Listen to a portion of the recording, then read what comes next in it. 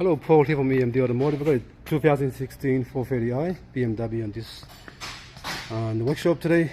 What we're doing is we came in with no washer fluid for the actual pump. When you activate the washer fluid for the actual windscreen, that wasn't working, so we had to take everything out, tear everything apart. As you can see, all the covers going to come off, so we can actually test it. So we removed the motor already. Okay, this is the old motor, this one here. There's a part number if you're looking for it. That's the old motor for the washer. We put power to that one there. This one wasn't working, so now we had to actually we've got a new motor from BMW, which is already connected up here now. So now we already tested that motor, it's working. So now we're gonna put everything back together and make sure everything's working.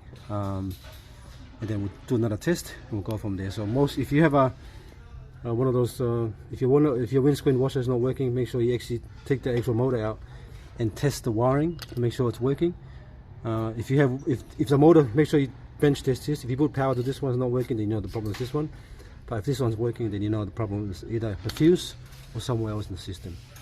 Alright, but we knew already the motor was gone, so because I tested it already before. So now we're going to install it and then we'll go from there. Alright, thanks for watching and please subscribe.